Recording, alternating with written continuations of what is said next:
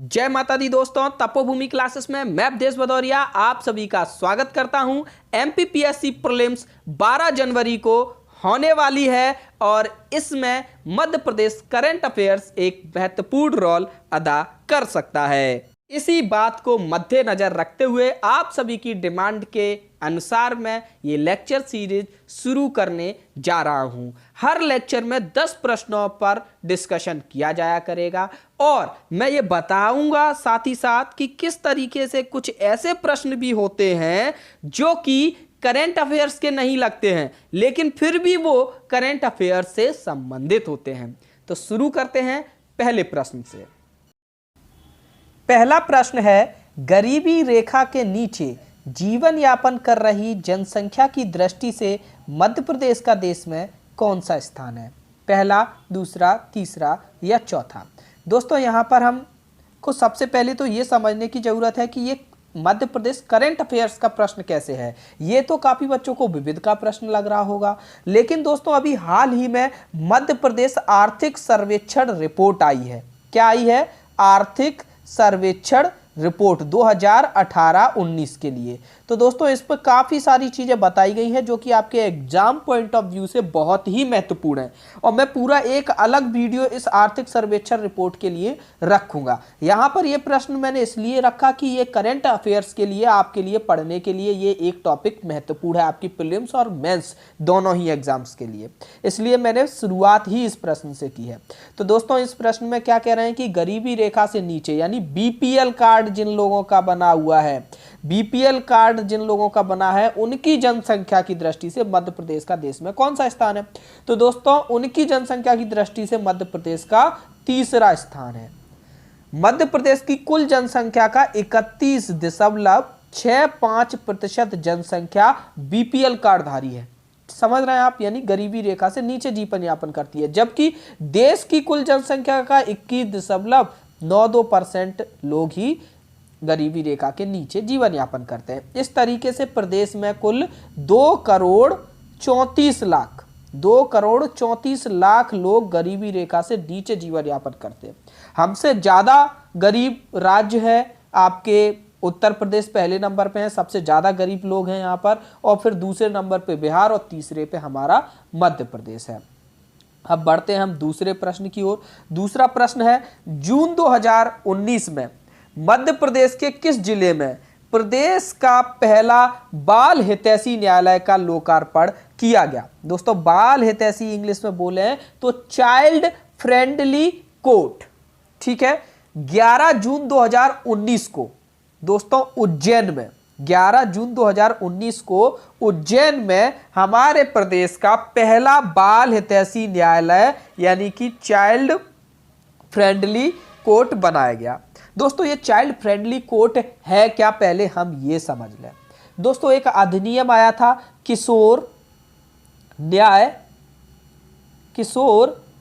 अधिनियम, किशोर न्याय एक्ट आया था, ठीक है। आपको कमेंट में ये बताना है कि ये एक्ट किस वर्ष आया था, ठीक है। तो इसके तहत क्या बोला गया था? ये बोला गया था कि हर एक न्यायालय में, हर एक कोर्ट में एक चाइल्ड फ्रेंडली कोर्ट जरूर बनाया जाए। चाइल्ड फ्रेंडली कोर्ट दोस्तों इस तरीके का कोर्ट होता है जिसमें जो बच्चे होते हैं वो आकर गवाही दें, तो उनके लिए एक तरीके से पारिवारिक माहौल वहां पर बनाया जाए, ठीक है। क्या है, बच्चे डर जाते हैं, कभी कभी आरोपी को देखकर डर जाते हैं और अच्छी तरीके से वो अपना बयान नहीं दे पाते हैं, गवाही नहीं दे पाते हैं, या फिर कुछ इस तरीके के मतलब माहौल को देखकर तो वो गवाही नहीं दे पाते हैं। इसलिए क्या बच्चों के हिसाब का माहौल वहां पर बनाया जाए, ठीक है। इसके लिए क्या है, एक एक्यूज्ड बॉक्स बनाया जाएगा, यानी ऐसा बॉक्स होगा जिसके अंदर आपको आरोपी बिठाया जाएगा, ठीक है, जिससे उसके चारों तरफ काली फिल्म लगा दी जाएगी ताकि बच्चे को वो आरोपी ना दिखाई दे। क्योंकि बहुत सी बार क्या होता है कि बच्चे आरोपी को देख के डर जाते हैं। बच्चों के खेलने के सामान वगैरह काफ़ी चीज़ें वहाँ पर रहेंगी जिससे बच्चे पारिवारिक माहौल को महसूस करें और गवाही दे सकें। इसलिए हर जिले में ये मतलब हर न्यायालय में ये खोला जाएगा। सबसे पहले आपका उज्जैन में खोला गया था, ठीक है। अब तीसरे प्रश्न पर आते हैं दोस्तों। डॉक्टर वीरेंद्र कुमार का संबंध किस लोकसभा सीट से है? अब इसके लिए भी बहुत से बच्चे सोच रहे होंगे ये क्या एमपी करंट अफेयर्स है भाई? ये भी दोस्तों करंट अफेयर्स का ही हिस्सा है, क्योंकि अभी जो 17वीं लोकसभा चुनाव संपन्न हुए हैं उस लोकसभा चुनाव में दोस्तों जो प्रोटेम स्पीकर बनाए गए हैं, प्रोटेम स्पीकर लोकसभा के, वो हमारे ही मध्य प्रदेश के डॉक्टर वीरेंद्र कुमार को बनाया गया है। डॉक्टर वीरेंद्र कुमार हमारे मध्य प्रदेश के टीकमगढ़ लोकसभा क्षेत्र से सांसद निर्वाचित हुए हैं। ठीक है दोस्तों, प्रोटेम स्पीकर क्या होता है? जब तक स्थायी अध्यक्ष लोकसभा का और उपाध्यक्ष का चयन नहीं हो जाता है, तब तक की प्रक्रिया को संभालने के लिए प्रोटेम स्पीकर बनाया जाता है। इसकी शपथ भी राष्ट्रपति दिलाते हैं। ठीक है, तो जो प्रोटेम स्पीकर होता है, ज्यादातर क्या होता है, जो लोकसभा का सबसे वरिष्ठ व्यक्ति होता है उसी को बता देता है सत्तारूढ़ दल अपने में से ही। तो वीरेंद्र कुमार जी तो 7वीं बार सांसद बने हैं। ठीक है, तो ये आपको बताना है कि टीकमगढ़ से वो कौन सी बार बने हैं। कोई ज़्यादा महत्वपूर्ण नहीं है, ये केवल टीकमगढ़ के विद्यार्थियों के लिए मैं पूछ रहा हूँ। ठीक है, इसके पहले वो सागर के भी सांसद रह चुके हैं। तो दोस्तों जो भी मध्य प्रदेश की शख्सियत है वो महत्वपूर्ण हो जाएंगी। साथ ही साथ दोस्तों 17वीं लोकसभा और विधानसभा के चुनाव के जो कुछ आंकड़े हैं कि कितने % मतदान हुआ, किस जिले में ज़्यादा, किस में कम, किस में कैसा क्या, ये सारी चीज़ें भी महत्वपूर्ण है। तो इसको भी मैं आगे जब सीरीज इसको कंटिन्यू करूंगा ये करंट अफेयर्स की, वहां पर मैं इन सबको कंप्लीट कराऊंगा। तो आप बिल्कुल निश्चिंत रहिए, आपकी MPPSC बहुत अच्छे से निकलने वाली है इस बार। चौथा प्रश्न है दोस्तों, पर्यावरण नियोजन एवं समन्वयक संगठक इप्को का मुख्यालय कहां पर स्थित है? दोस्तों ये जो पर्यावरण नियोजन एवं समन्वयक संगठक है, यह इसकी स्थापना 1981 में हुई थी। कब हुई थी? 1981 में। यह जलवायु परिवर्तन के मुद्दों पर राज्य की नोडल एजेंसी के रूप में कार्य करती है। यानी यही सबसे मेन है, जलवायु परिवर्तन से संबंधित मुद्दे होंगे उसमें हेड है ये वाली एजेंसी आपकी, पर्यावरण नियोजन एवं समन्वयक संगठक। और इसका दोस्तों मुख्यालय है आपका भोपाल में।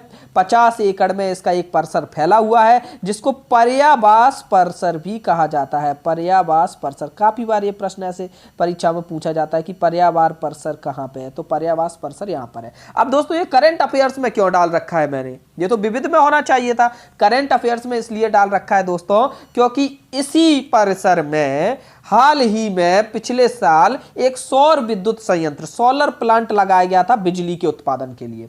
50 किलोवाट उसकी क्षमता थी, 50 किलोवाट उस सोलर प्लांट की क्षमता थी। और पिछले एक साल में इस सोलर प्लांट से 92 मेगावाट बिजली का उत्पादन हुआ। और इतनी बिजली अगर हम दूसरी तरीके से कोयले के संयंत्र से अगर बनाते तो 84 टन आपका कार्बन डाइऑक्साइड उत्सर्जित होती। यानी कि एक साल में इसने कितनी कार्बन डाइऑक्साइड उत्सर्जित होने से बचाई। ठीक है, ये एक महत्वपूर्ण है, पर्यावरण से रिलेटेड एक महत्वपूर्ण करंट अफेयर्स है कि वहां पर सौर विद्युत संयंत्र 50 किलोवाट का लगाया गया वगैरह वगैरह। तो मैंने सोचा इस तरीके से भी प्रश्न वहां से रिलेट होकर पूछे जाते हैं। ठीक है, तो ये याद रखिए दोस्तों। ये 5वें नंबर का प्रश्न है, यहाँ पर चौथा लिख गया है। ठीक है, हाल ही में राष्ट्रीय संस्कृत संस्थान ने यह सुनिश्चित करने के लिए कि देश भर के 5 गांवों को गोद लिया कि इन गांवों के लोग संस्कृत में बात कर पाएं। दोस्तों ये जो राष्ट्रीय संस्कृत संस्थान है, इसने पूरे देश भर से 5 गांवों को गोद लिया है।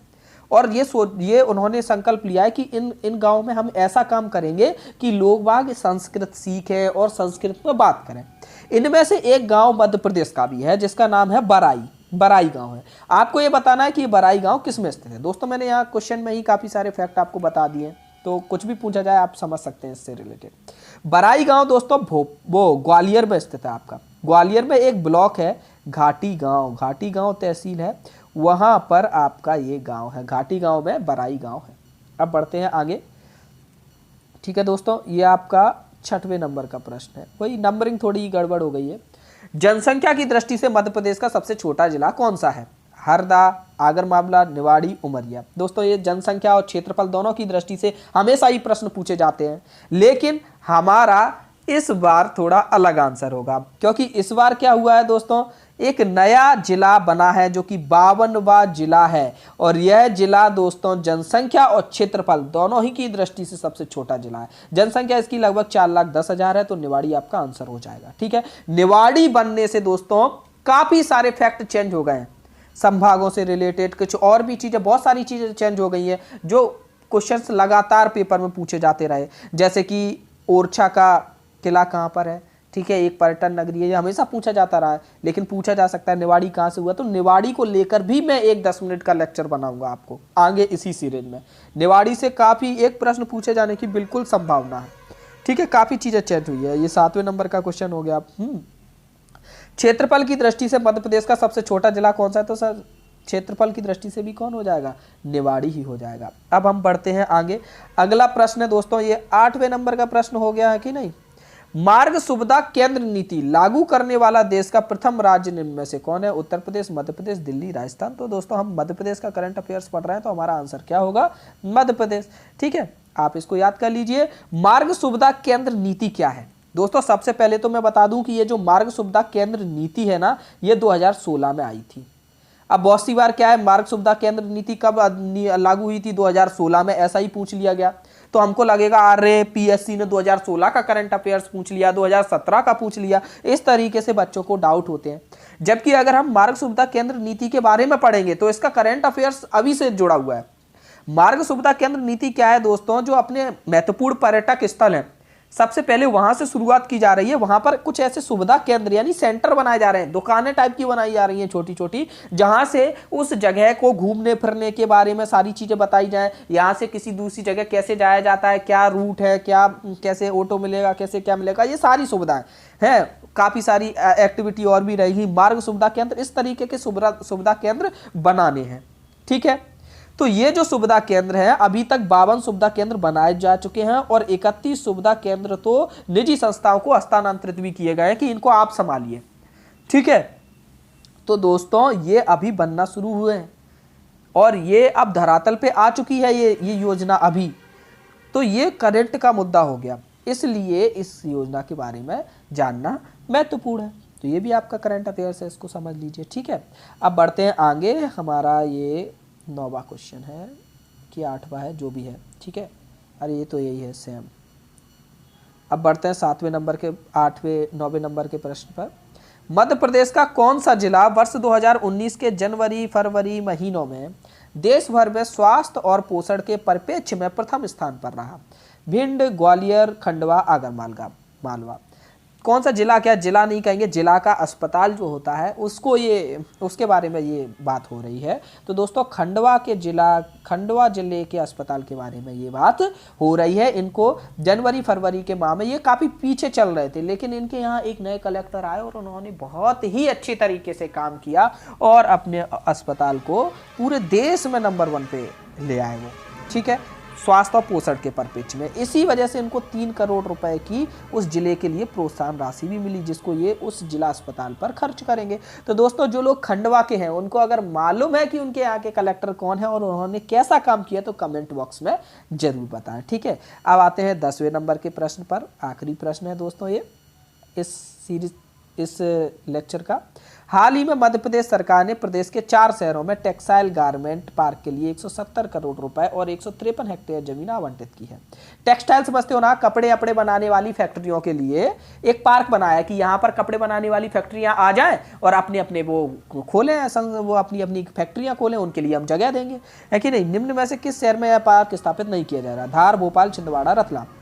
ठीक है, अब कमलनाथ जी ने ये योजना चालू की है। आईटी पार्क जैसे बनाया था ना शिवराज जी ने इंदौर में, उसी तरीके का ये टेक्सटाइल गारमेंट पार्क बना रहा है और 4 जिलों में इन्होंने बनाया है। भोपाल में भी बनाया, छिंदवाड़ा में भी बनाया, रतलाम में भी बनाया और इंदौर में बनाया। धार में नहीं बनाया। पहले धार में बना रहे थे, लेकिन धार की जगह फिर इंदौर में शिफ्ट कर दिया गया, इसलिए मैंने ऑप्शन में धार रखा है। तो ये 4 जगह हैं दोस्तों, यहाँ बनेंगे टेक्सटाइल पार्क और कितनी राशि मिली है और कितनी जमीन वहाँ पर इनके लिए है वो यहाँ पर इस चार्ट में देखिए। है देखो, बुढ़ी बरलई ये जो है ना इंदौर में, यहाँ पहले धार में बन रहा था। ठीक है, तो धार में नहीं बन के अब वो इंदौर शिफ्ट हो गया। यहाँ 45 करोड़ की राशि दे दी गई है उसको पार्क को तैयार करने में और ये ज़मीन है 34 हेक्टेयर की। इसी तरह अचारपुरा भोपाल, लोहागदुआ छिंदवाड़ा और जाबरा रतलाम। इसको अच्छे से पढ़ लीजिए, क्या हो सकता है ये पूछा जा सकता है। बुढ़ी बरलई कहाँ है, अचारपुरा कहाँ है, जाबरा कहाँ है, ये इस तरीके से पूछा जा सकता है। ठीक है, महत्वपूर्ण है ये।